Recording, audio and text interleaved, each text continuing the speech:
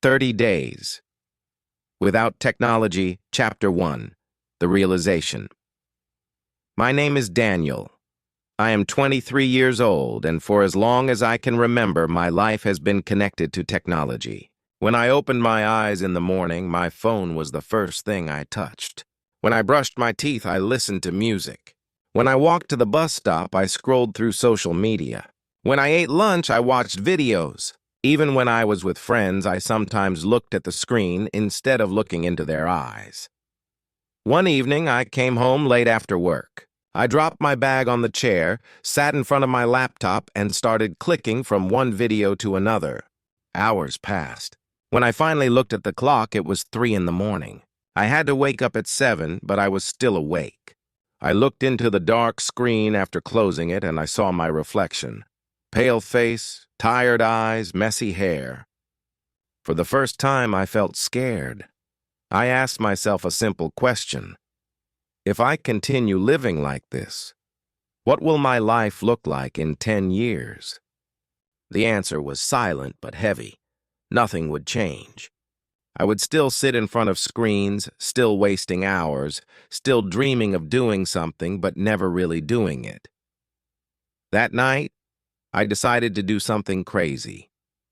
I decided to live 30 days without technology. No phone, no laptop, no TV, no internet. Only myself, books, paper, and the world around me. Chapter 2. The First Day Without Technology. The first morning of the challenge felt strange.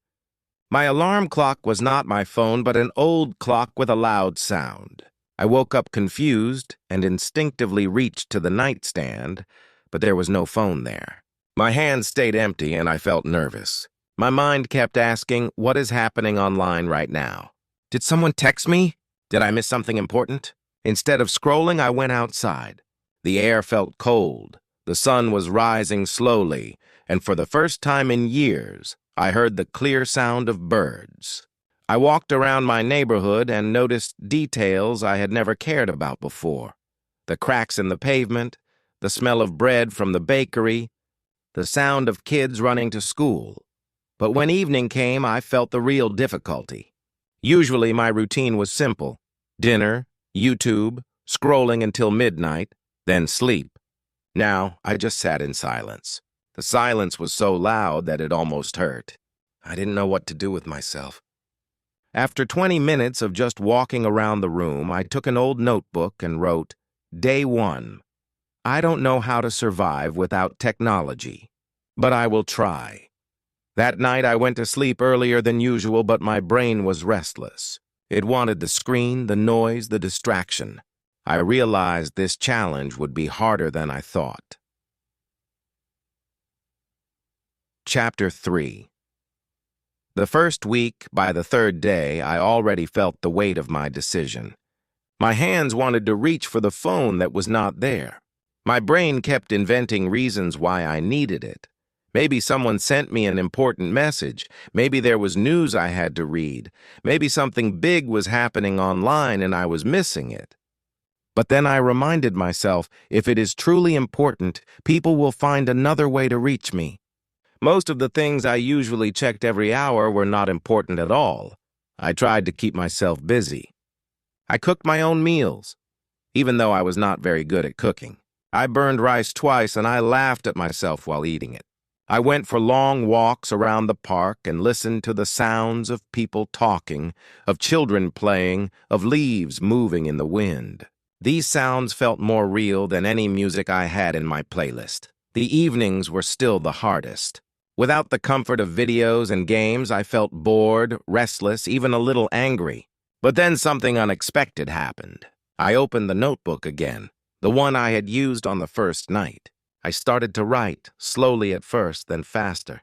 I wrote about how I felt, about my fears, about my hopes. The paper did not judge me, it just accepted everything. For the first time in years, I was having an honest conversation with myself. At the end of the first week, I noticed small changes. My sleep became deeper. I woke up earlier, not because of an alarm, but because my body felt rested. I looked at my reflection in the mirror again, and my eyes looked less tired. Something inside me was waking up too. Chapter 4. The Struggle with Boredom On. The 8th day, I woke up with more energy, but also with more temptation. My friend texted me before the challenge started, and I imagined his messages waiting for me. I wanted to check them so badly. My laptop was hidden in the closet, and I felt its presence like a magnet calling me. That morning, I almost broke my promise. I even opened the closet door, but I stopped. I asked myself, what will I really get if I break the challenge? A few minutes of empty scrolling? A quick laugh from a video? Is that worth losing everything I already started? The answer was no. I closed the door and walked away. To fight boredom, I tried new things. I found an old guitar in my room that I had not touched for years. My fingers hurt when I played, and the sound was terrible, but it gave me joy. I also went to the library, a place I had not visited since high school. I picked a book randomly, sat near the window, and read for an hour. At first, my mind wanted to escape, but then I felt myself falling into the story.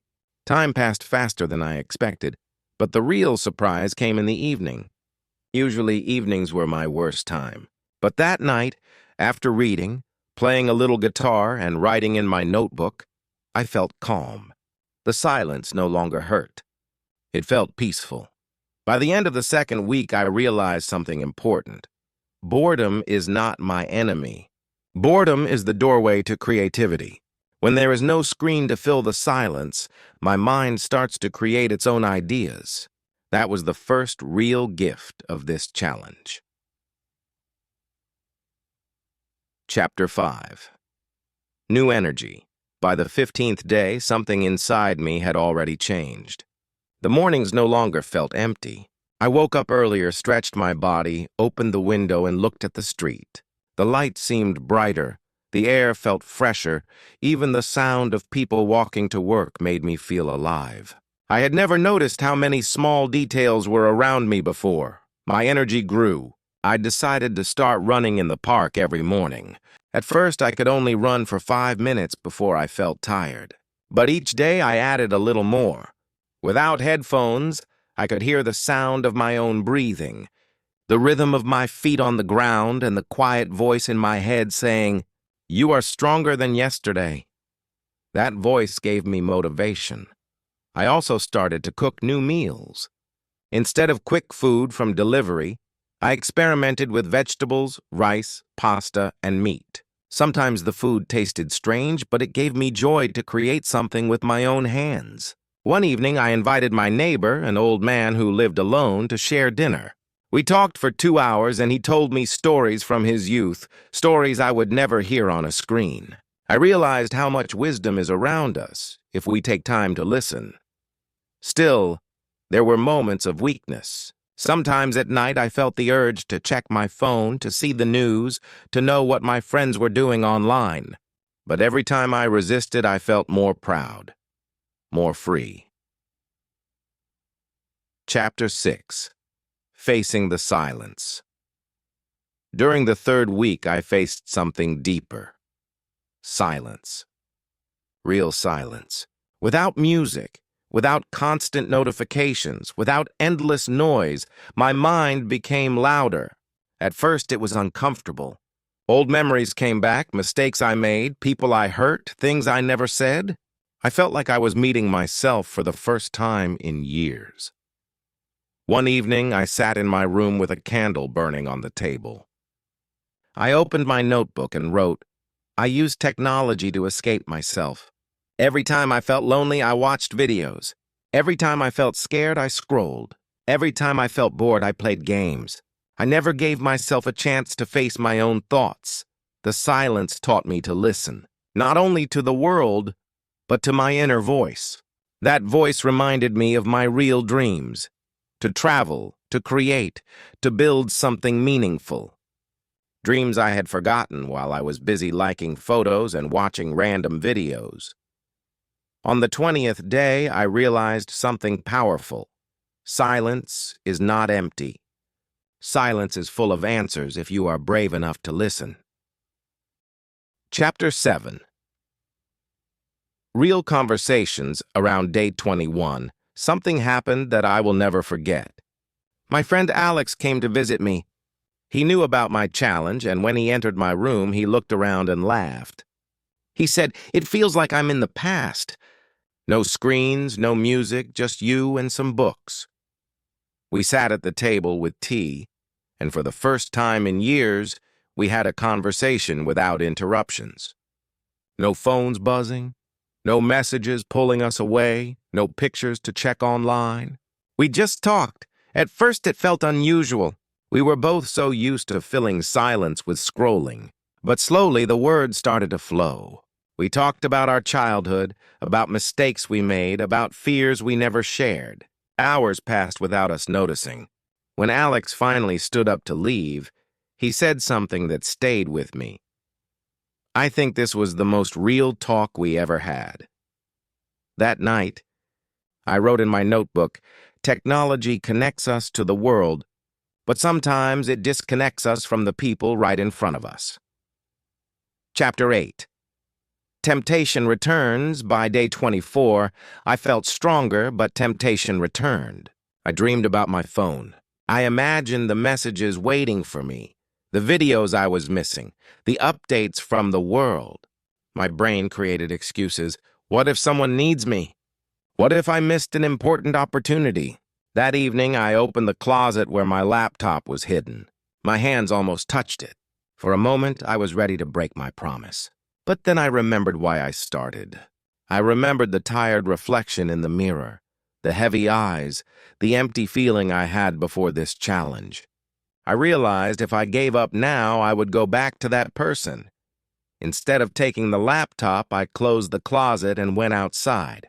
The night sky was clear, the stars brighter than I had ever noticed before.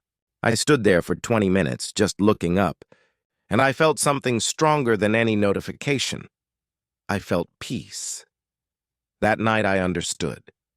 Temptation never disappears, but every time I win against it, I become freer. Chapter 9. The Last Days. The final days of my challenge came faster than I expected. By day 27, living without technology no longer felt strange. It felt natural. My mornings were calm, my evenings were peaceful, and my thoughts were clear. I spent more time walking, reading, writing, and simply observing the world around me. But the closer I came to day 30, the more nervous I felt. I asked myself, what will happen when I finally take my phone back? Will I return to old habits? Will I lose everything I learned? The fear was real. On day 28, I visited my parents for dinner.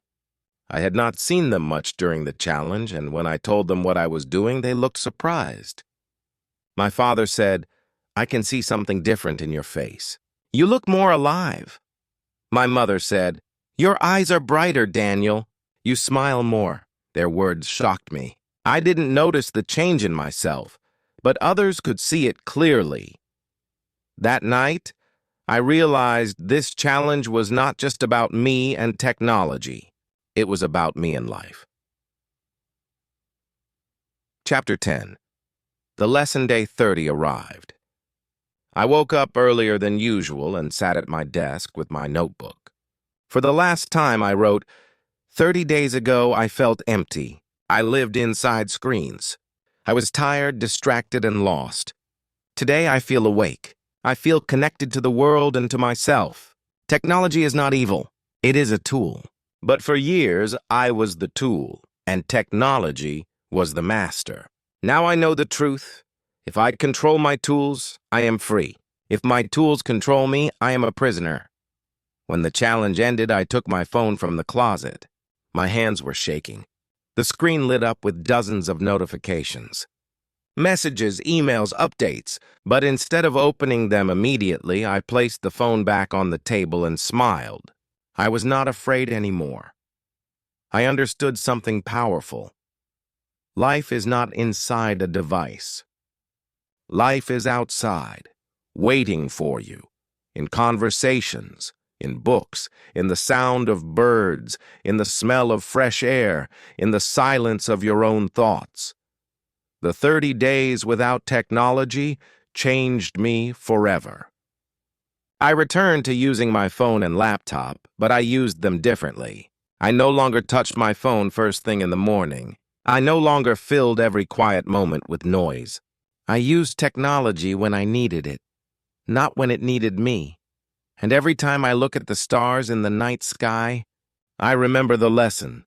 Silence is not empty, boredom is not dangerous, and life is too beautiful to waste inside a screen.